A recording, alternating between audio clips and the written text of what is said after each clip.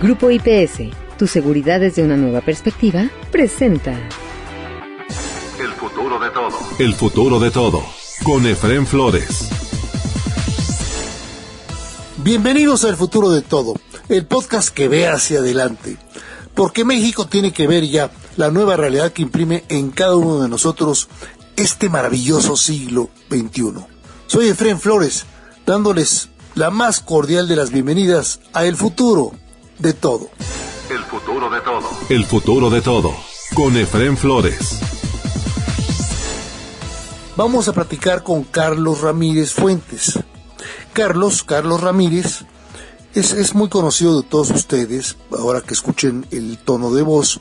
Él es socio consultor en riesgo político, tal cual, socio consultor en riesgo político de Integralia, que como saben ustedes es una organización de mucho prestigio en el análisis político. Y con él vamos a platicar un documento que sacaron ellos muy interesante en esta semana, en la semana ya para ustedes el lunes, que va a ser entre este lunes o martes, pues va a ser la semana pasada, ¿no? Pero bueno, es un documento que acaban de sacar fresquecito del horno, que se llama Implicaciones sociales y políticas del huracán Otis, análisis preliminar de Integralia, tal cual. Y ahorita les vamos a decir dónde conseguirlo y todo, ¿no? Por si les interesa bajarlo en PDF, etcétera. Bienvenido, Carlos Ramírez, aquí a El futuro de todo. Me impresionó un breve pero muy fuerte reporte preliminar que sacaron ustedes esta semana sobre el meteoro Otis y todo el daño económico, social y político que está provocando no solamente en el puerto de Acapulco, sino también en el estado de Guerrero, y que va a tener implicaciones, me da la impresión, para todo el país. Así parece, Efrén. La magnitud de esta tragedia es de una proporción tal, probablemente que no habíamos visto desde el temblor de 1985, me atrevería a decir, de esa dimensión, sobre todo porque hemos tenido pues, a lo largo de los últimos 40 años muchos desastres naturales, huracanes, sismos, lluvias, etcétera, pero nunca habíamos tenido una ciudad impactada en la dimensión que ha sido impactada Acapulco, es decir, una ciudad de cerca de 1 millón de habitantes que vive 95% del turismo, que no tiene otras fuentes, digamos, generales de ingreso, y de pronto de un día para otro se termina la infraestructura, se barre con los negocios, las cadenas logísticas se rompen, y por supuesto eso pues tiene múltiples implicaciones del orden económico, social y político. Fíjate que yo también pensé en 1985, no pensé en el 2017. Recordé dos eventos terribles, ¿no?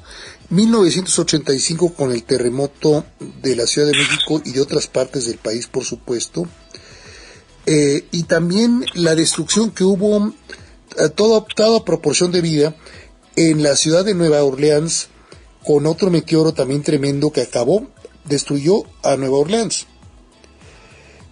Pero me puse también a investigar cuánto costó más o menos ese desastre de Nueva Orleans. Costó $200 mil millones, debido a proporción también a lo que gastan los estadounidenses para reaccionar a un desastre como aquel, ¿no? Y aquí en México nos costó más de 20 años reconstruir los desastres que dejó el terremoto del 85. Así es.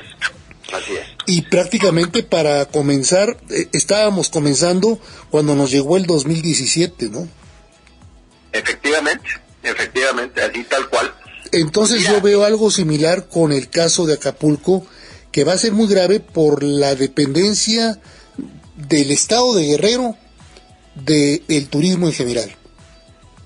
Así es, de esa dimensión. A ver, obviamente proporciones guardadas, digamos, el huracán de Nueva Orleans pues tuvo también una afectación severa sobre toda la infraestructura, sobre todas las actividades económicas de la ciudad y requirió todo el apoyo del gobierno federal y estatal durante años para poder volver a poner a Nueva Orleans de pie, y han pasado 20 años y todavía se observa ciertas secuelas, ¿no? Digo, obviamente ya la ciudad hoy está reconstruida y de pie, pero fueron muchos años para alcanzar un nivel básico de recuperación.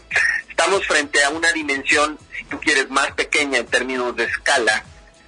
Afortunadamente, dentro de las cosas que no salieron tan mal de esta terrible tragedia fue que el huracán traía menos agua de lo que es común en un huracán, y por tanto las inundaciones no fueron tan severas, pero el daño, los vientos que alcanzó el huracán dañaron la infraestructura de manera prácticamente irremediable. La mayor parte de los hoteles están dañados, todos los comercios están dañados, las casas naturalmente están dañadas. La situación es de enorme gravedad.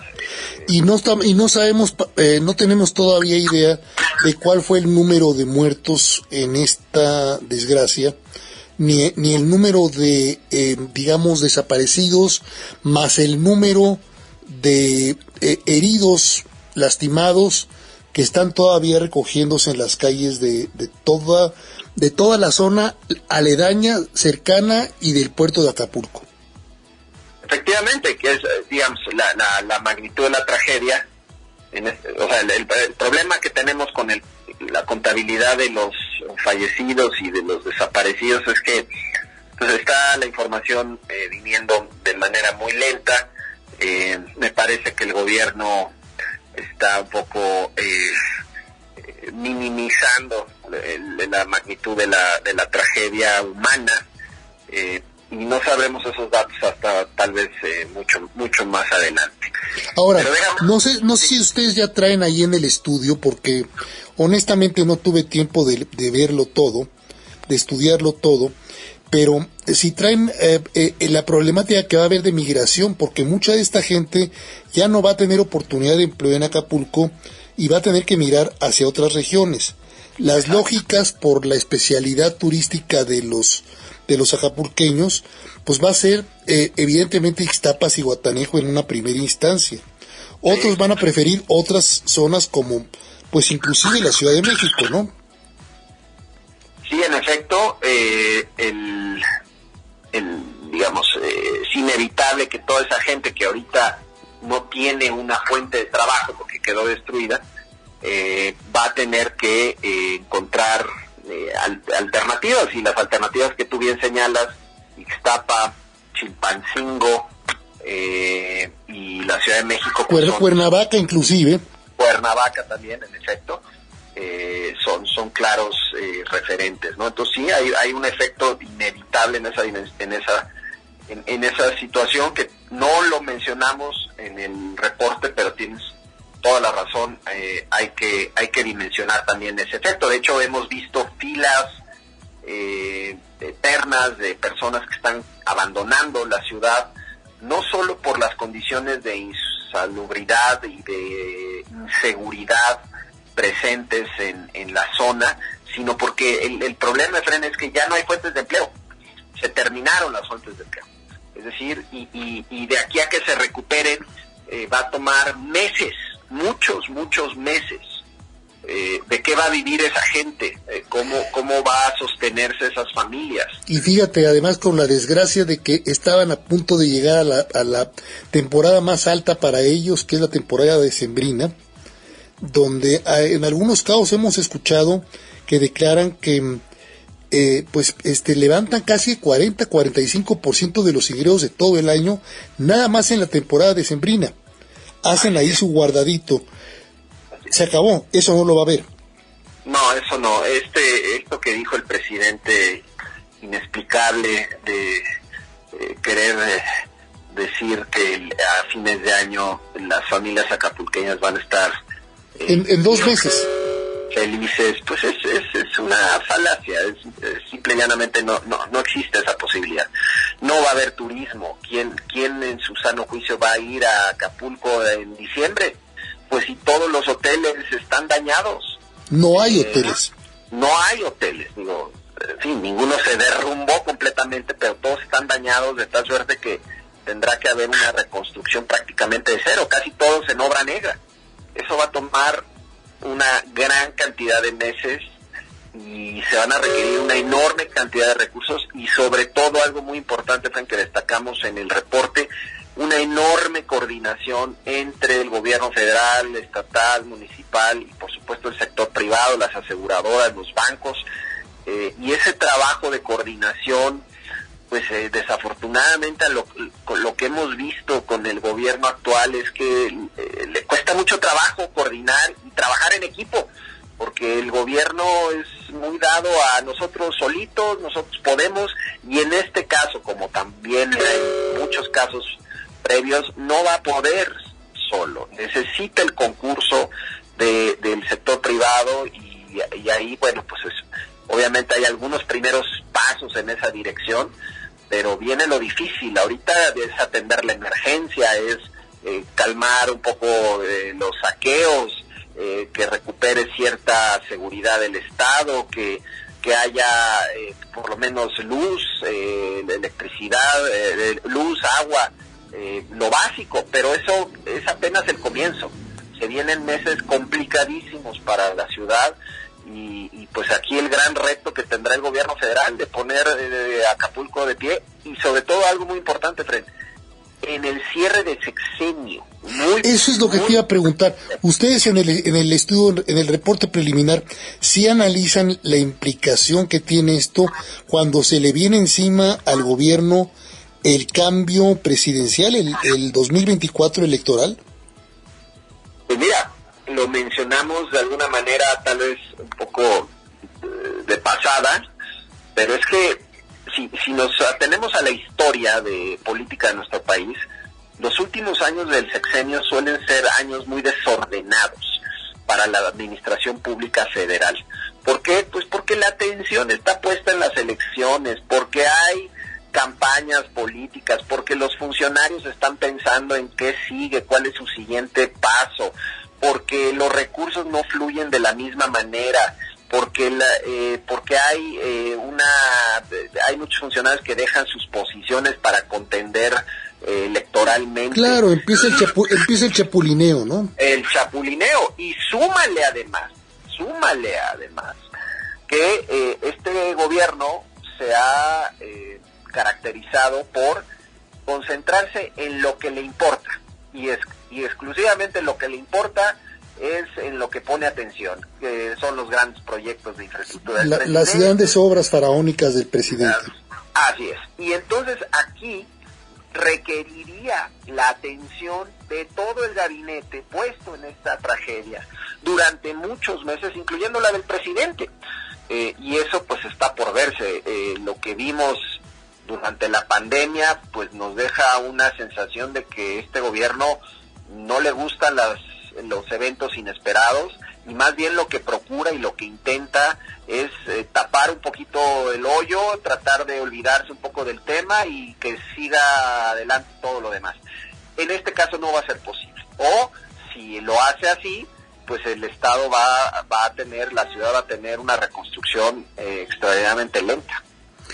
Extraordinariamente lenta, y yo creo que va a obligar a la población guerrerense a tomar medidas extraordinarias para poderse defender ellos, pues sobrevivir, ¿no?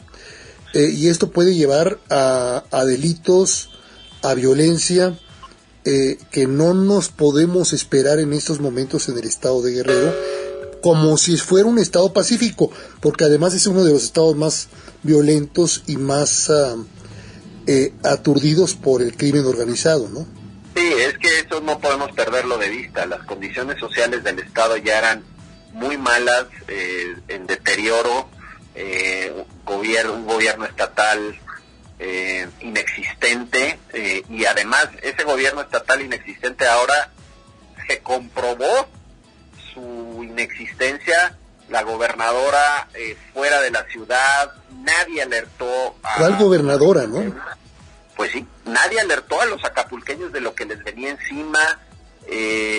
Bueno, por supuesto eso en connivencia con el gobierno federal y Protección Civil. También otra desaparecida de este evento es la coordinadora de Protección Civil. Nadie la conoce, nadie la ha visto en las calles, no ha posteado. Lo mismo, ¿cuál coordinadora de Protección Civil, no? Es que de veras, Carlos, ¿dónde está la coordinadora yo no sé dónde esté, nadie sabe, y empezando por que nadie sabe quién es. El asunto aquí es que ella fue nombrada hace 3 años y ha brillado completamente por la ausencia. No alertó a nadie de que venía el meteoro. Ya es muy sabido lo que ocurrió en un evento de la convención minera que se estaba llevando a cabo el día previo. A las 8 de la noche estaba el secretario de gobierno del estado inaugurando el evento sin saber que venía el huracán. No advirtió en ningún momento lo que venía. Por supuesto no se suspendió la inauguración, la cena. La gente estaba tranquila tomando... Y afuera ya vientos de 120 o 150 kilómetros por hora, ¿no? Pues ya se sentía. Lo que pasa es que evidentemente agarró una fuerza tal... Brutal, no, apenas empezaba. Apenas empezaba. Entonces, en fin, pues eso ya queda un poco para el análisis de lo que no se debe de hacer en materia de protección civil. El problema ahora es lo que sigue, y nuestro reporte poco deja claro. La respuesta inicial ha sido muy pobre y muy incipiente, muy lenta, pero más importante que la respuesta inicial será lo que venga en los siguientes meses, Efraín. Cómo fluyen los recursos, la transparencia de los recursos. Aquí hay un enorme riesgo de corrupción. El gobierno está planteando dar efectivo a las personas y eso pues obviamente se presta a todo tipo de eventos. ¿Te fijaste algo muy interesante? Ahorita perdón que te interrumpa, Carlos, pero a mí me brincó mucho y de alguna forma me molestó, pero te soy sincero, el ver que mandaron servidores de la nación para hacer censos en las casas. Mi pregunta es, Carlos, ¿cuáles casas? Si ya desapareció todo. Pues mira, el censo de las casas destruidas. Lo que pasa es que ese censo... Pero ¿para qué sirve? En esos momentos no creo que sea lo más adecuado el censo, a menos de que lo busques otra vez para efectos electorales 2024. El sello de este anuncio de esta mañana, en donde el gobierno anuncia un paquete de apoyo, de rescate de 61 mil millones de pesos, tiene el sello clientelar electoral en todos lados, Efraín. Estos apoyos, reitero, en efectivo, la entrega de enseres domésticos de manera directa, la opacidad con la que hasta ahora se ha manejado este censo. En fin, hay un riesgo enorme de corrupción a través de la forma en cómo está el gobierno procediendo, pero claro, el gobierno lo que quiere es paliar, mitigar, dar dinero en efectivo para que las familias se sientan temporalmente mejor, pero no resuelve los problemas estructurales. No hay ningún anuncio dentro del paquete anunciado esta mañana, no hay ningún anuncio respecto a qué va a pasar con el empleo. Sí hay la prórroga de las cuotas obrero-patronales, al IMSS, ISSSTE, demás. Pero el problema no es ese, no son las cuotas que pagan los empresarios. Los empresarios de los hoteles van a despedir a sus trabajadores. Tiene el gobierno que hacer un plan con el sector privado para que no se pierdan estos empleos. Tengo entendido que nada más les van a poder pagar muchos de los hoteleros una quincena más a sus trabajadores, pero después ya les avisaron que van a estar cada quien por su cuenta. Así de grave. Imagínate qué grave es eso, ¿no? Así de grave. Los restaurantes abriendo con temor, o sea, las fonditas inclusive, ¿no? porque no saben si los van a asaltar, si les van a pedir derecho de piso los ladrones, los criminales, y además la gente sin dinero para poder consumir. Así es. Si esto que tú mencionas se confirma de que serán solamente 15 días, pues claramente...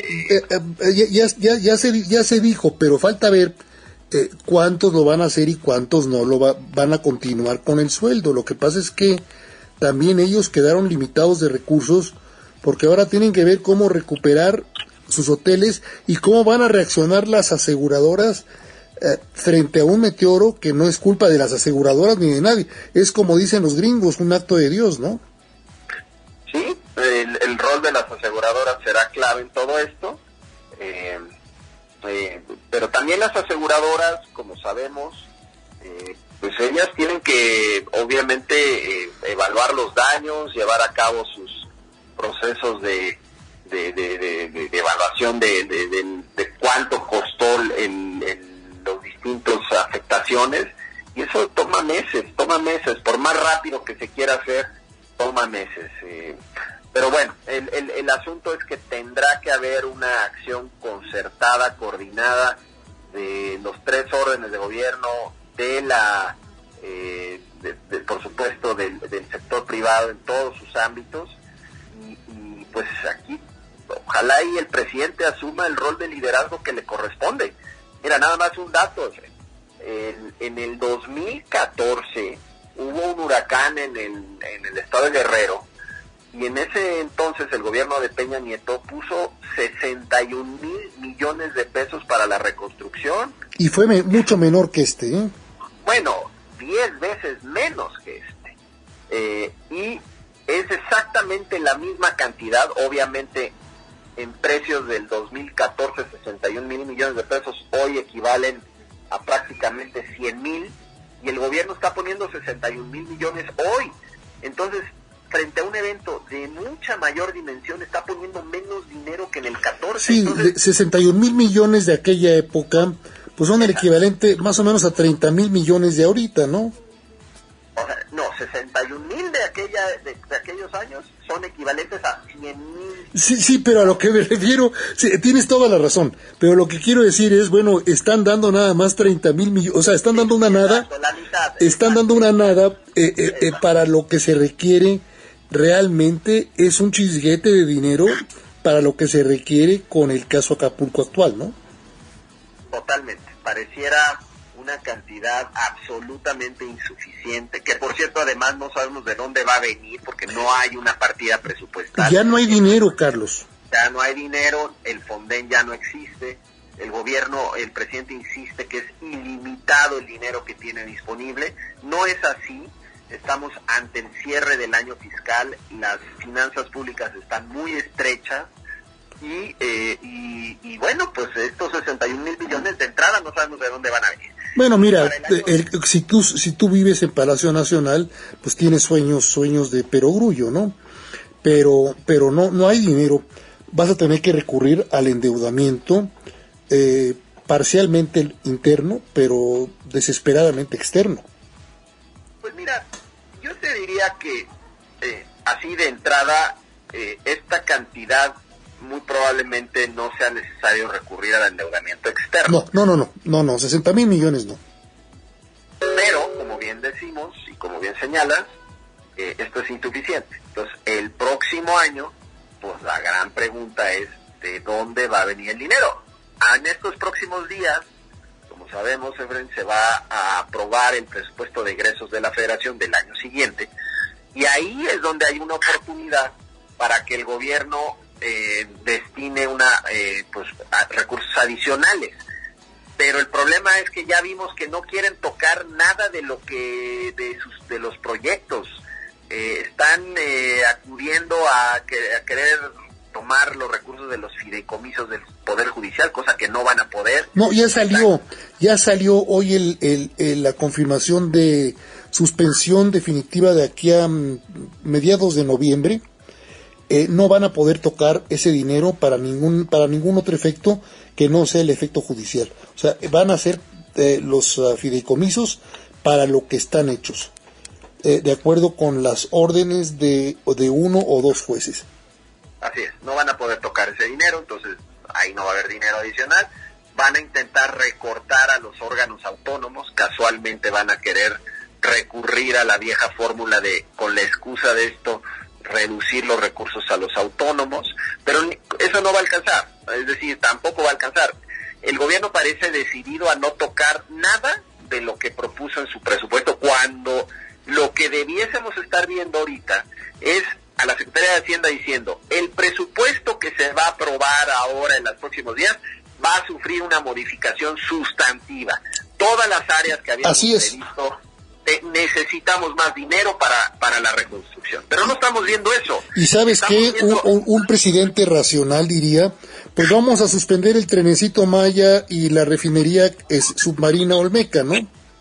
Pues por lo menos ponerla en pausa, destinar menos recursos de lo previsto el año próximo para este fin, pero sabemos que política y electoralmente el presidente está decidido a aventar todo el dinero posible el año próximo, además para estimular más la economía, para crear una falsa sensación de mayor actividad económica, y bueno, y recordemos que para el 2025 vendrá un nuevo gobierno, al que seguramente entre las cosas que va a heredar este gobierno será la reconstrucción final de Acapulco. Y ya bueno, además de lo que dice Carlos, pues lo que va a costar en términos financieros, económicos, sociales, y Acapulco se va a terminar de reconstruir, de organizar, de darle nuevos, por supuesto, lineamientos de construcción que van a tener que ser muy distintos a los que conocimos hasta el día de hoy, que no tienen nada que ver ni con el Acapulco de los 60, 70, 80.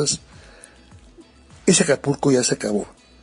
Este va a ser un nuevo Acapulco, seguramente más bello, y lo más interesante, lo más importante, que se le tiene que dar empleo a la población y se tiene que acabar con ese terrible, aparte del huracán Otis, ese terrible meteoro, ese terrible fenómeno que tiene Acapulco en particular, que es el abuso, el destrozo que desde hace años ha hecho de Acapulco el crimen organizado, prácticamente en nuestra queridísima costera Miguel Alemán.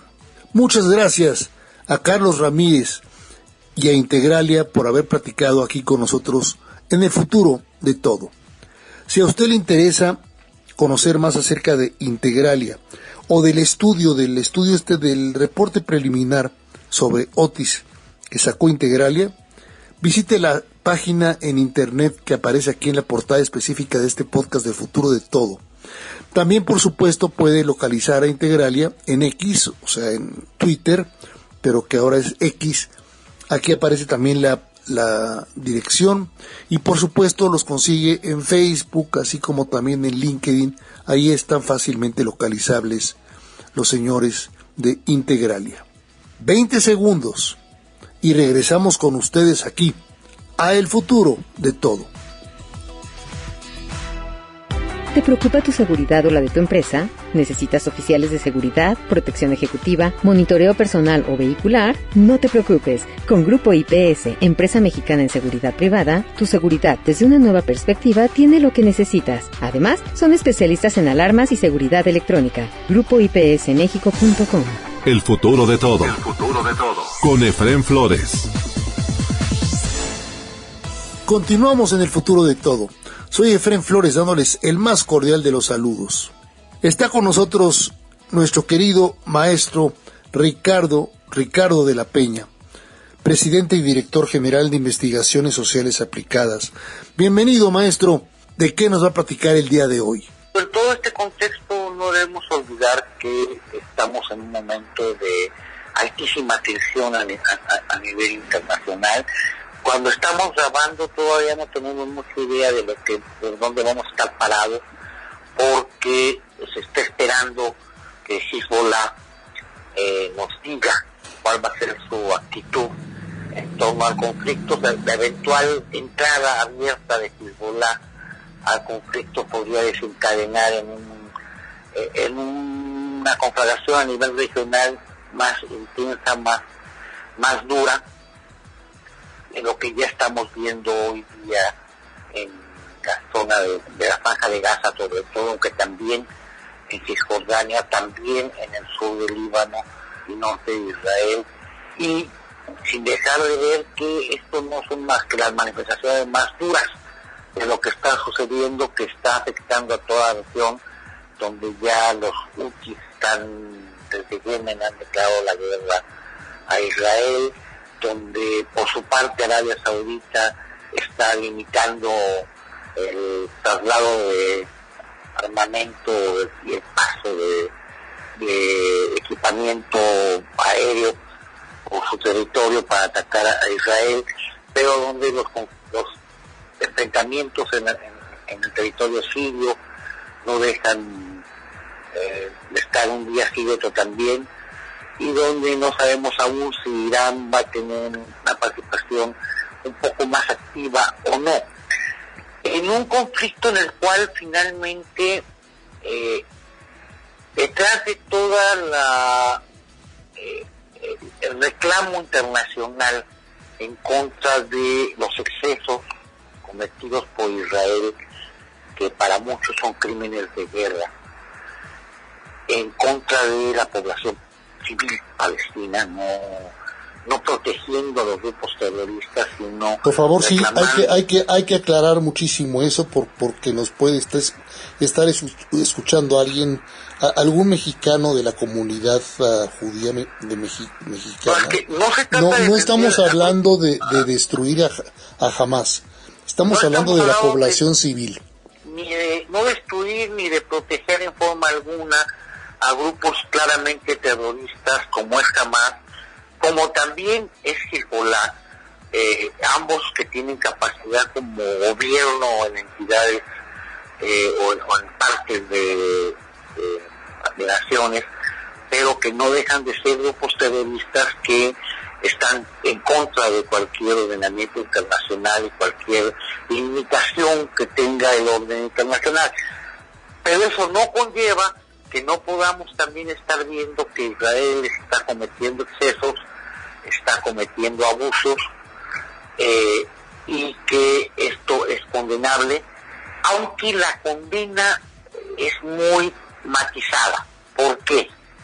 Porque sí, a la hora de pasar por la Asamblea General de Naciones Unidas se consiguen más de un centenar de votos para condenar las acciones de Israel y tal, se demanda el cese a fuego inmediato, pero desde luego Estados Unidos está protegiendo y colaborando abiertamente con Israel. Pero fíjate que ya inclusive el propio presidente Biden ya está queriendo apretar las tuercas, está muy preocupado porque la población civil precisamente de la Franja de Gaza está sufriendo terriblemente y provocando presiones migratorias a otros países, como es el caso de Egipto, por ejemplo, directamente.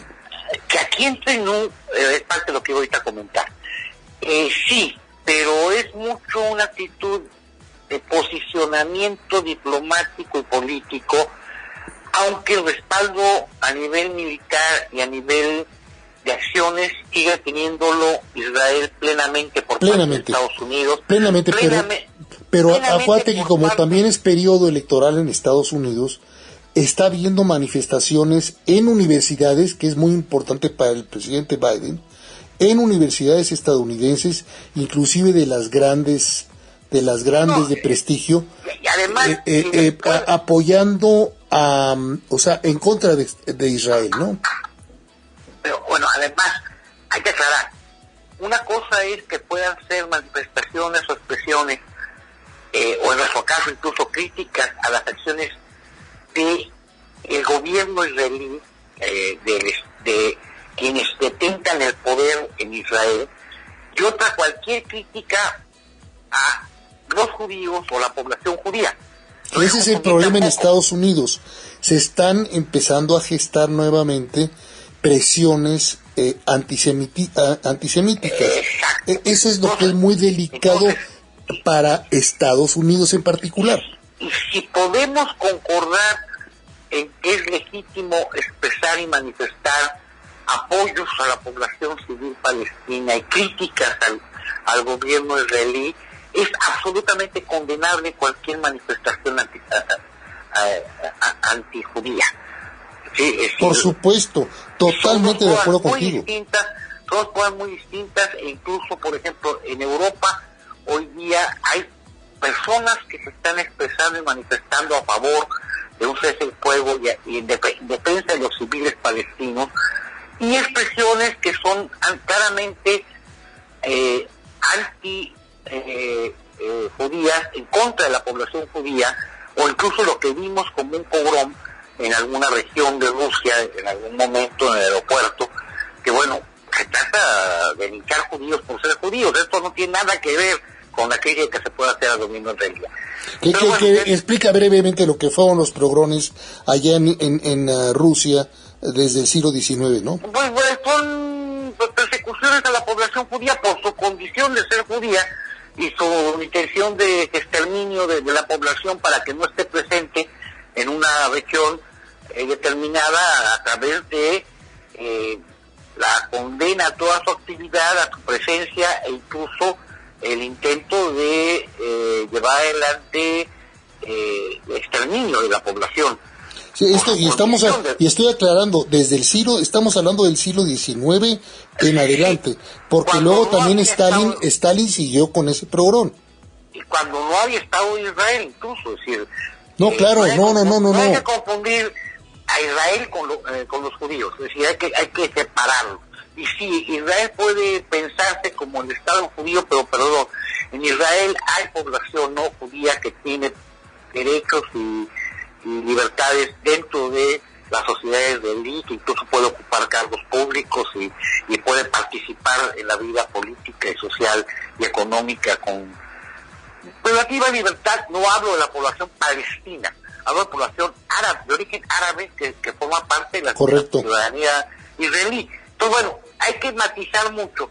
Pero también de todo esto, por ejemplo, vemos a una Rusia y una China que, aunque desde luego defienden la causa palestina, no lo están haciendo quemando todas sus castañas en el asunto, porque también mantienen una buena relación diplomática hace mucho tiempo con Israel, y han tratado de matizar y mesurar en lo posible una posición en la cual no hay matiz en el caso de Irán.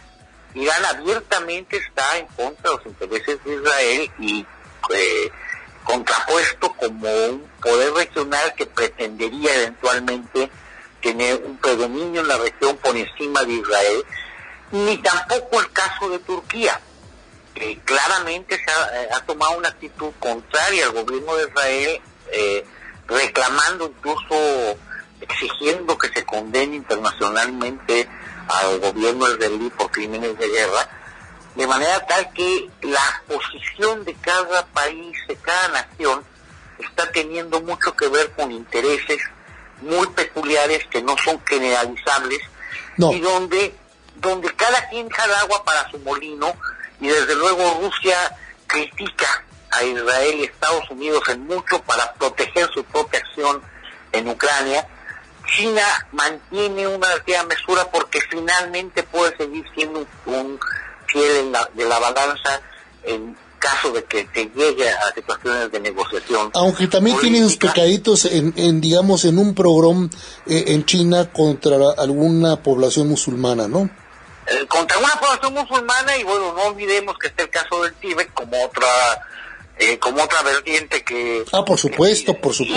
Y grupos de minorías étnicas en China, hay múltiples minorías que están siendo afectadas, que bueno, si uno se pone a revisar con lupa lo que pasa en China, no es precisamente el estado más defendible. Como tampoco lo es Estados Unidos, porque tiene pecados mayores en Afganistán, en Irak. Sí, ahora inclusive les están diciendo los propios musulmanes, ciudadanos estadounidenses, que a poco Estados Unidos aplaude mucho al Ku Klux Klan, ¿no? O sea, empieza a haber este tipo de descomposiciones precisamente por la guerra entre Hamas e Israel, ¿no? Sí, y repito, bueno, lamentablemente Israel tendría que buscar cómo mesurar un poco sus acciones el que no haya llevado adelante una intervención abierta con la plenitud, sino que le esté, digamos, haciendo en etapas y con cierto cuidado y demás, tiene mucho que ver con la presión internacional, tiene que ver mucho con su relación con el propio Estados Unidos, pero también tiene que ver con el hecho de que sabe que a final de cuentas, lamentablemente para los palestinos, están asfixiados por todos lados. Si les abren la frontera sur para permitir el ingreso de ambulancias desde Egipto para recoger a palestinos. Pero a cuentagotas también, ¿eh? No, pero perdón, a la hora que las ambulancias salen de Palestina, los egipcios reclaman el pasaporte de los palestinos. Hazme el favor. Si no tienes pasaporte no pasas, maestro. Te están muriendo, pues te mueres, ni modo. Entonces, perdón, sí hay esta crítica a la violación de derechos humanos, pero todos las comparten. Y Jordania también tiene la frontera cerrada. Sí, no y sabes que ahorita me estás recordando, unos están criticando al gobierno israelita por lo que está haciendo contra la población, digamos, musulmana, árabe, por supuesto en la Franja de Gaza. Pero otros también ya están hablando de la desaparición del sionismo en Medio Oriente, ¿no? Que es otro contexto mucho más delicado y complejo de crítica al sionismo que hablar del gobierno judío, ¿no? Si algo se ha atrevido Biden y que de alguna manera tocaría de lejos, pero tocaría la posición de Putin, es a la lógica de que al final del camino hay dos estados que deben ser reconocidos. Hay un estado de Israel cuya existencia no puede ser negada y que ahí está y hay que reconocerlo, y que al final del camino hay una población palestina que tendría derecho a la soberanía y que no formaría parte de Jordania, ni formaría parte de Egipto, ni tendría por qué estar subsumida al control del gobierno y el Estado israelí, sino que tendría al final de cuentas un derecho a ser un Estado soberano a plenitud. Yo creo que la solución final va a tener que ser esa, tarde que temprano, que ni vamos a ver la desaparición de Israel, ni vamos a ver el exterminio de los palestinos, sino que vamos a ver es una coexistencia que será lo más sana o lo más tóxica que se pueda, según se vaya dando de forma más pacífica o más violenta. Pero al final del camino debe encontrarse una solución, y esa solución está en dos estados, en un territorio que tienen que compartir. Hay puntos muy delicados, muy problemáticos, la cuestión de que se reconozca como capital a Jerusalén para los palestinos es complicadísimo ese tema. Es uno de los puntos complicados. Bueno, eventualmente habrá como llegar a un punto de entendimiento tarde que temprano, porque al final del camino tendrá que haberlo. No mientras estén las facciones terroristas en el poder en la región de Franja de Gaza, no mientras esté la facción dura y conservadora en el gobierno de Israel que ha representado Netanyahu, pero tarde que temprano tendrán que sentarse a dialogar las partes y reconocer. Es verdad que Israel podrá más fácilmente llegar a un entendimiento si quien está al frente en la Franja de Gaza es una expresión palestina más cercana a lo que hoy día es la Autoridad Nacional Palestina. Es más negociable y dialogable con un mando de esta naturaleza que con un grupo terrorista como Hamas o como la Yihad Islámica, que bueno, no son tratables, no son negociables, porque además parte en la premisa de que hay que exterminar al pueblo israelí, incluso a los judíos, vamos, porque ni siquiera hace mayor distinción, es simplemente acabar y aniquilar a los otros que no son nosotros. Tremendo, ¿no? Tremendo este tema Israel-Hamás, que se está complicando y mucho en toda la región mesooriental, y por supuesto de ahí a pretexto de que se complique sobre todo con Rusia, y de ahí, con Turquía, Egipto, que no sabe qué hacer, Jordania, que hasta ahorita no ha movido un dedo, pero que no es tan a gusto, lo que dice el maestro, lo que dice Ricardo acerca de Arabia Saudita, y no menciona Ricardo a Qatar, menciona a otros grupos también, por supuesto, árabes, todos descomponiéndose rápidamente frente a lo que está ocurriendo con Israel, Hamás, y por supuesto el impacto, el daño terrible que se le está infligiendo a la comunidad civil, que no tiene nada que ver con este problema con los terroristas que está en la franja de Gaza, ¿no? Entonces esperemos que todo esto pues se logre resolver muy, muy pronto. Si a usted le interesa conocer más acerca de Ricardo o de investigaciones sociales aplicadas, visite el sitio de internet que aparece aquí en la portada específica de este podcast de El Futuro de Todo. Ya nos vamos.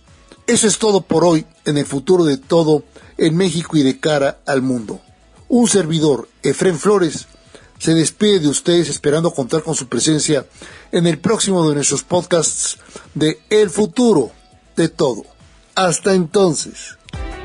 Grupo IPS, tu seguridad desde una nueva perspectiva, presentó El Futuro de Todo. El futuro de todo. Con Efrén Flores.